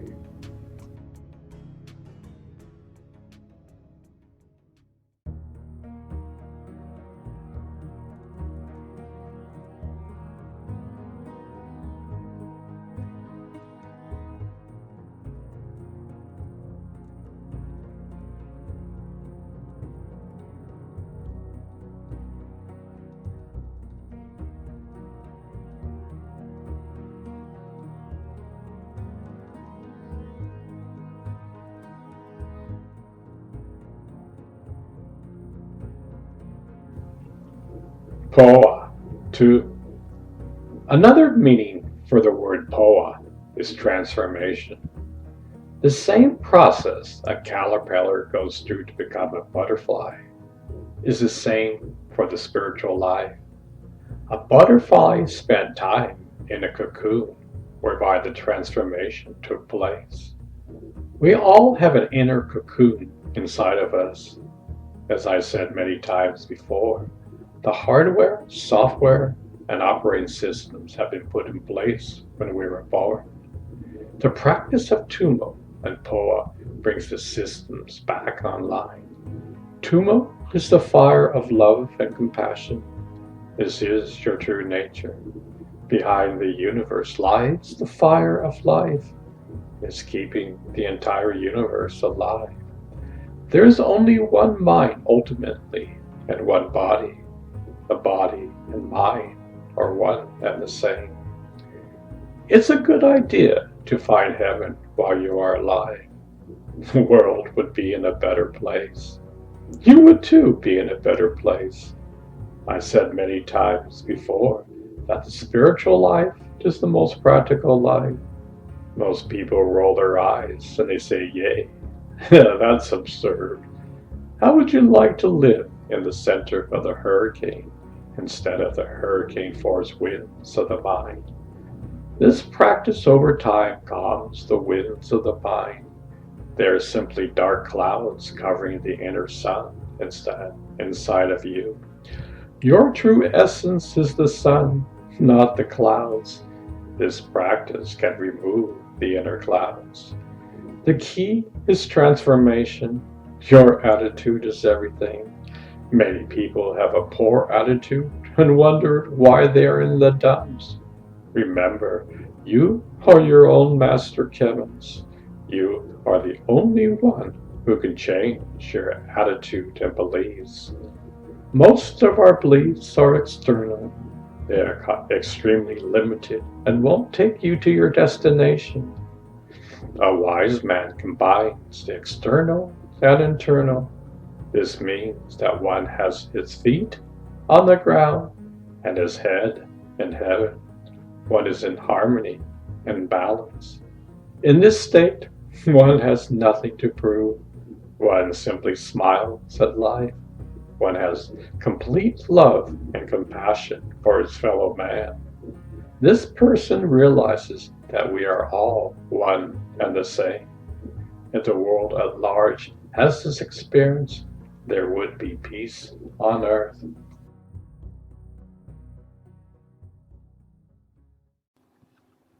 Stop the noise in your head. As the children began to learn how to meditate, they saw how powerful the mind is. They never noticed that before.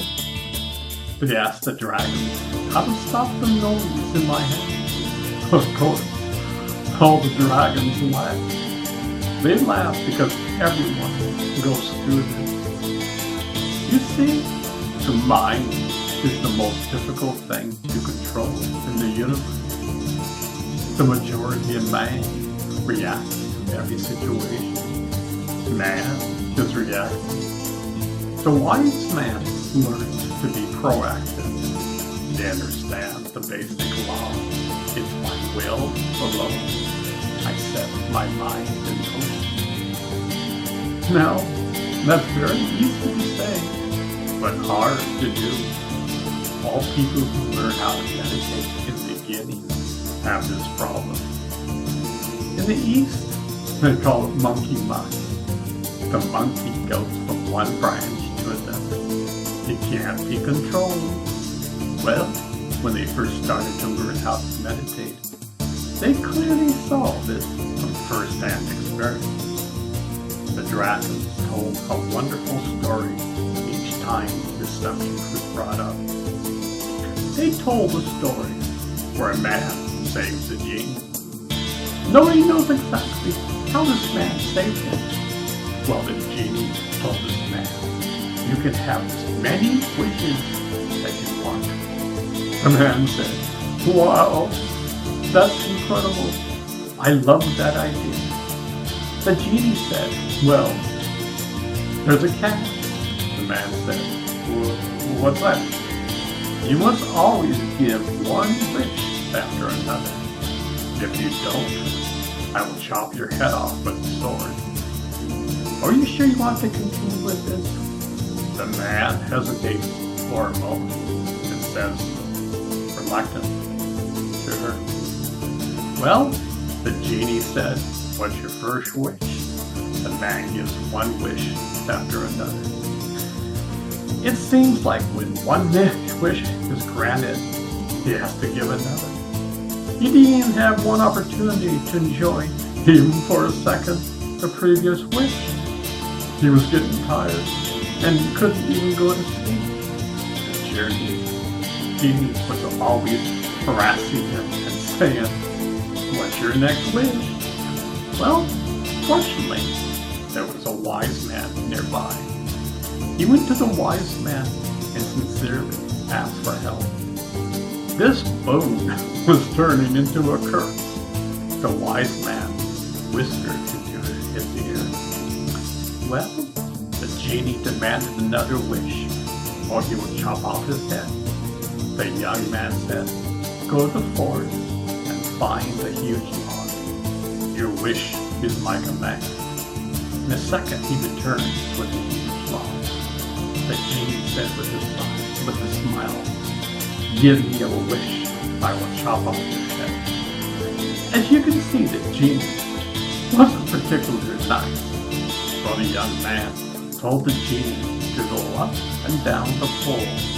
When I need you, I will give you another command. The young man could relax and enjoy all the wishes he gave to the genie. The genie knew he was outsmarted by this wise man. The young boy enjoyed his life and helped others in the community. He eventually learned about the dragons and helped tremendously his fellow man. The dragons said that the genie is the mind.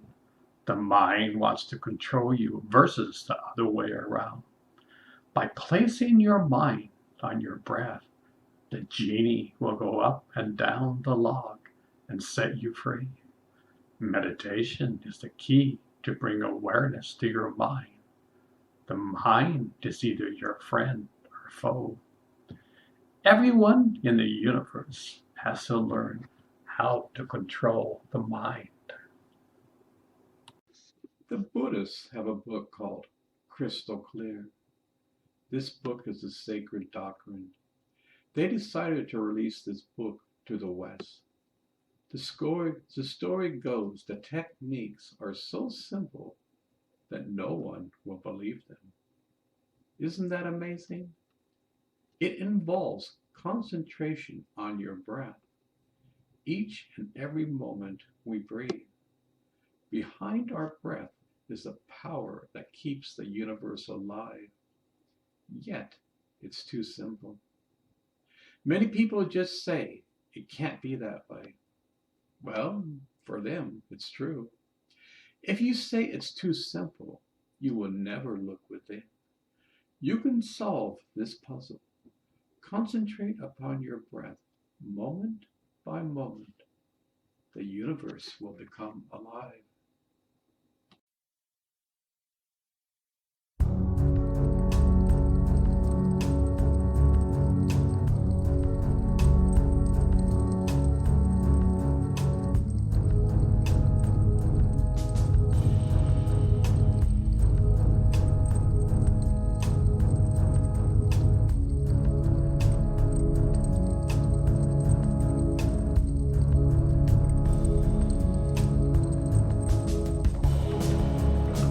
You are never alone.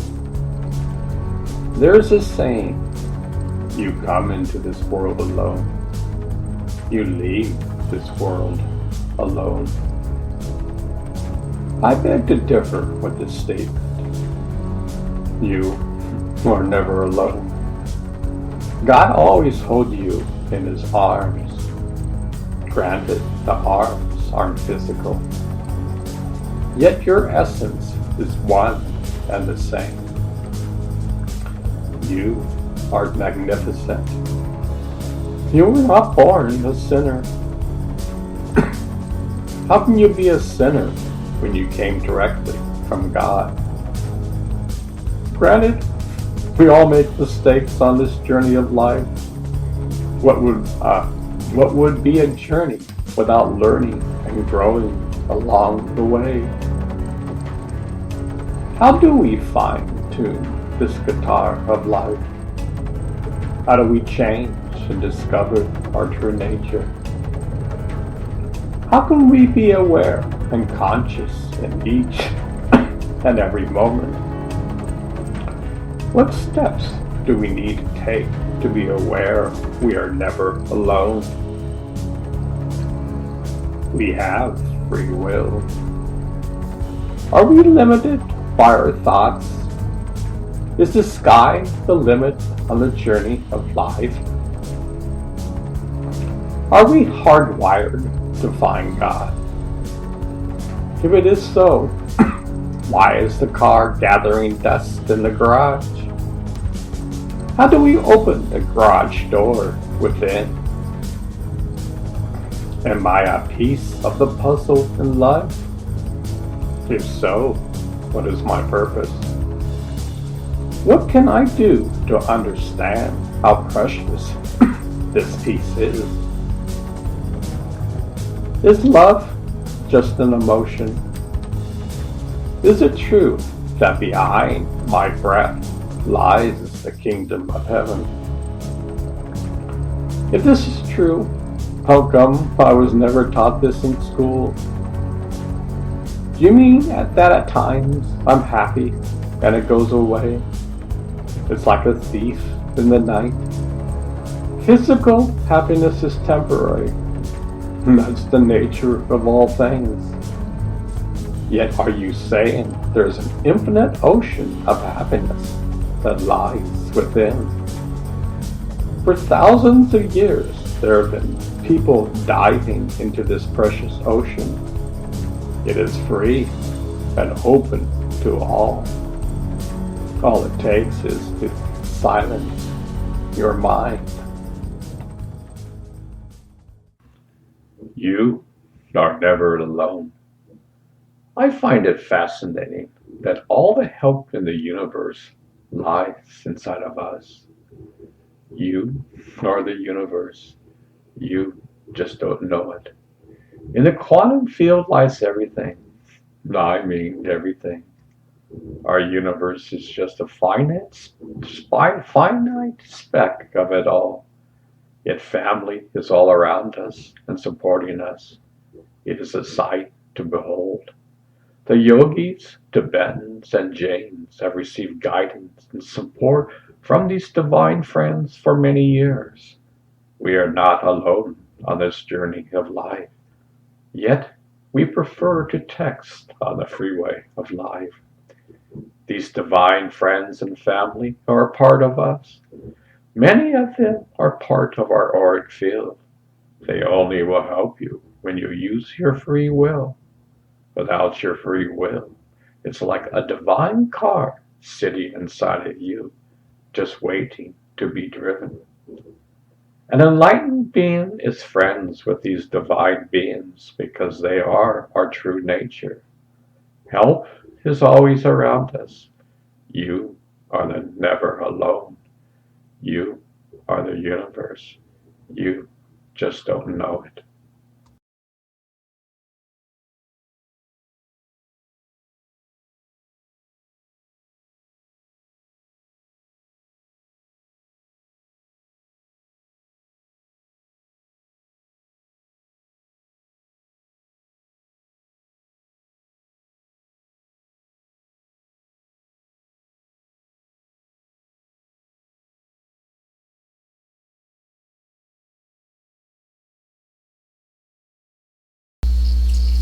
Board of directors. I find it funny that when we were bored, we had divine board of directors on board. We all come from the creative source. Yet over time, we slowly fired them one by one. Granted, it was probably unconscious. For some, it might have been conscious. Anyway, we are in a position today where we have forgotten the guidance we received when we were born.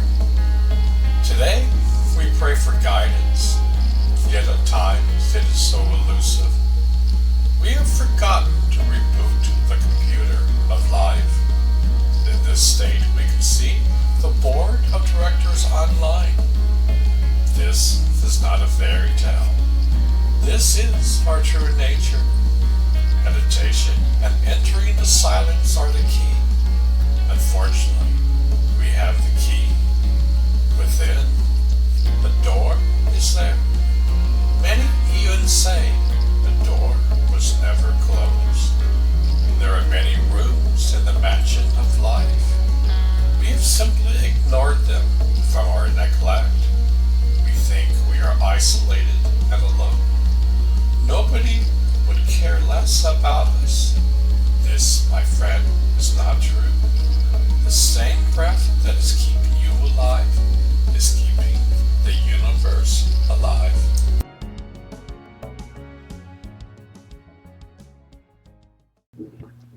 Funny story.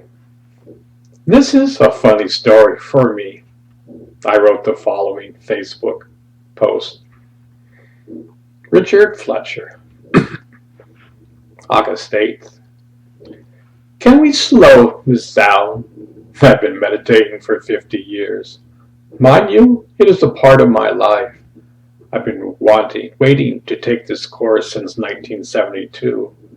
We are in the midst of taking this course. Is there a way to slow down this process? I know that most of you probably have been involved in Tibetan Buddhism for many years. Some of us are complete newbies, yet we have the desire to learn. Yes, it takes baby steps. Many of you have probably a PhD in Tibetan Buddhism, while others, like me, aren't even at the kindergarten level. Is there a way to simplify things so a beginner can learn this process? The speaker can say, this is for the ones who've been practicing for a while. For you beginners, just ignore this. That's how to keep it simple. What I'm trying to say is that it would be possible to have an easy-to-use instruction manual for each session. We need step-by-step guidance. Thanks. As you can see, I was slightly confused when I first heard about this. It took a day or so to overcome it. I did a lot of studying. If you know me, I never give up. Click on Learning How to Ride a Bicycle to see what I mean. Symbolism on the Samphara mandala. Representing Non-Duality by Gina Lilly, PhD. In the featured image, we see a mandala image from 15th century Tibetan Buddhism. The central deity in the mandala is Samphara. Samphara is considered the image of supreme bliss. He is blue in color, with 12 arms and 4 faces. He embraces Vajrayana, who is red in color. Vajrayana means the diamond so in Tibetan Buddhism. The Sikji is called Yab Yim as metaphor of the union of bliss and emptiness. Carl Jung understood that in architectural forms, the Sikji or Yab Yim always takes the form of the paired opposites, where the one is never separated from the other. It's antithesis. Jung realized the CG to be an image of the experience of individuation, the attainment of the self. Here is an expanded quote on the topic from Archetypes of the Collective Unconscious. It is a psychological fact that as soon as we touch on these identifications, we enter the realm of the Ziggies, the paired opposites, where the one is never separated from the other, its antithesis.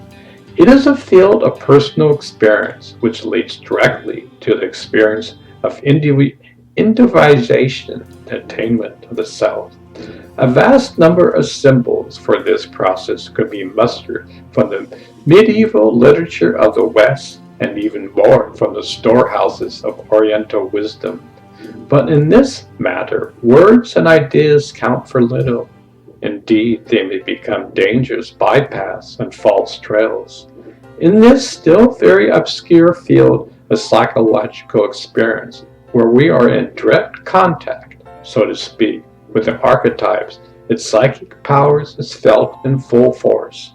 This realm is so entirely one of immediate experience that it cannot be captured by any formula that can only be hinted on to one who already knows.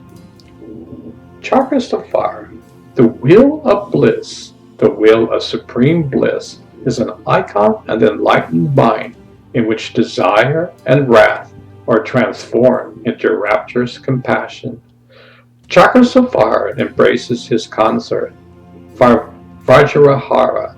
Their union represents the inseparability of emptiness, wisdom, and compassion, female and male.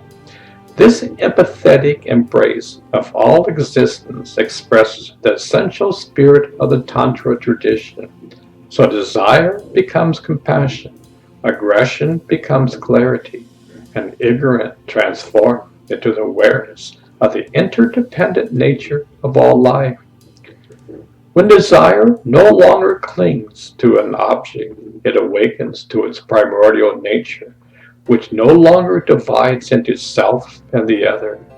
This blissful awareness encompasses all life and emotion, allowing the vision of selfless ecstasy.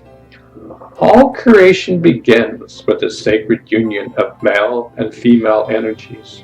To experience the pure creative passion between man and woman, to know unconditional love, is to manifest the body, mind, and spirit of Buddha. In other words, this is a form of a sacred prayer using archetype symbols. These symbols are directly implemented by their practitioner in their daily practice. The chakras and the Arta Tumu are used. It is magnificent prayer. The goal is to become one with the Buddha mind and Buddha body. One of my favorite phrases is, "You are the universe. You just don't know it." The goal of this practice is to be enlightened. The Six Yogas of Naropa is one of the fastest ways of achieving enlightenment. It bypasses many steps and concentrates on the most important way to become enlightened.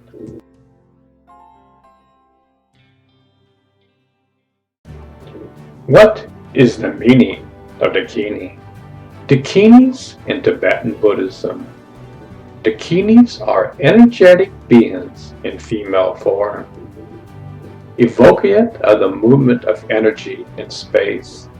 In this context, the sky or space indicates sunyata, the unsustainability of all phenomena, which is at the same time the pure potential for all possible manifestations.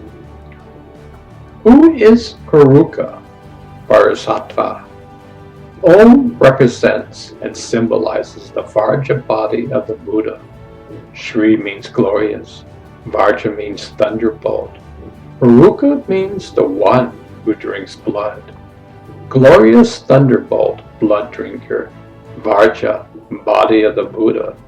This is calling out the name to invoke the commitment deity, Vajrasattva. What is Vajra Yogini? Vajra Yogini, also called Varasahara in Vajrayana Tantric Buddhism, female embodiment of the cognitive function leading to Buddhahood. Although she may be visualized alone, she is usually in union, yam, with Heruka, who, when he is united with Vajrayani, is known as Hirvaja. Who is Heruka in Buddhism? Heruka in the Vajrayana Buddhism of Tibet and Central Asia, a fierce protective deity. He is an emanation of the Buddha Askobhaya, whose figure is incorporated in his headdress. He is depicted as blue in color with two arms, which holds a Vajra, thunderbolt, and a Kapala, scat coal, full of blood. What is a Vajra used for? The Vajra is the weapon of the Indic, Vedic rain and thunderstorm deity Indra, and is used symbolically by the Dharma traditions of Buddhism, Jainism, and Hinduism, often to represent firmness of spirit and spiritual power. What does a Vajra look like? Vajra in Sanskrit has both the meaning of thunderbolt and diamond. Like the thunderbolt, the Vajra cleaves through ignorance. The Vajra is fashioned out of brass or bronze. The four prongs at each end curving around the central fifth to form a lotus bud shape. A 9-pronged Vajra is less commonly used. What is a Vajra body? The Vajra is regarded as the symbol of the highest spiritual power, which is irresistible and invincible. It is therefore compared to the diamond, which is capable of cutting asunder any other substance, but which itself cannot be cut by anything. Why does Vajrasattva hold in his hands? Vajrasattva's right hand is at the level of the heart, holding a Vajra, the diamond scepter of the Buddhas. His left hand rests Besides him, holding a bell, Varja, he sits on a lotus flower, and his gaze is compassionate towards human beings.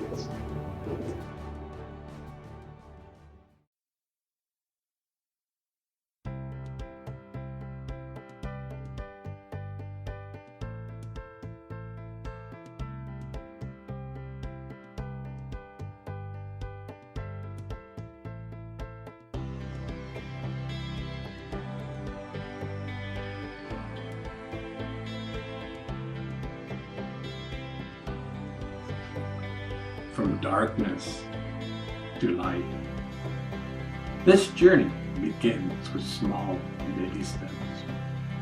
2 steps forward, 1 step backwards. You see, we learn from our mistakes and grow. Every step we take, we can learn from it. In this moment in time, the dragons have trained around 67 generations. All the villagers have been trained by the dragons. In fact, all the villagers live a peaceful life. They understood and were aware of the laws of the universe. Unfortunately, the country was about to go to war. Not only that, but there was a huge drought. And that wasn't bad enough. Every male was going to be drafted, whether they liked it or not. The dragons and the elders held some meeting and pondered what to do. They decided that the entire village was to move into the cave with the dragons. The dragons never truly investigated how large the cave was. Well, you know kids, they love to go to places that are off limits. You tell them not to go there, and that's the first place they will go to. They discovered this cage was huge. I mean, enormous. It went on for miles. There was huge underground rivers and vast lakes. Millions of people could live there. So, the villagers moved in. They found a great place by a huge lake to call home. David, the scientist dragon, found out a way to flood sunlight in the sky during the daylight hours. They had fire. Every fire dragon can create fire from their breath. Slowly, dragons and man learned how to live in harmony together. All of the villagers will still continue the training. In fact, now many of the teachers were the villagers themselves. They had daily and weekly meetings to talk about how to improve the quality of life. You see, everyone knew that they were all on the same boat together. No longer did greed exist. If there were any disagreements, both sides would love to work things out. You see, through the generations, they learned to be highly evolved and mature human beings. Today, we are still in the kindergarten phase. Take a look at politics in America. Need I say more?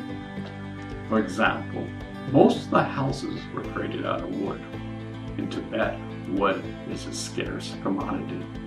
They needed to conserve it and use it wisely. They came up with a plan to only use wood if the tree has fallen on the ground. Once again, David had a series of meetings to talk about a new way to build houses. They had a series of meetings, and in 6 months' time, they built a prototype. When it was revealed, the dragons and man were speechless. The house was built using hemp. Hemp is grown nationwide in Tibet. It is super strong. As a matter of fact, it is one of nature's strongest materials. The dragons knew how to communicate with Mother Earth. She gave guidance on how to provide natural electricity to each house. This was free. Each house would be off the grid, at the same time capture electricity directly from the earth. Each house would have a bathroom with running water. There was a shower and a bath. Also, there was a toilet.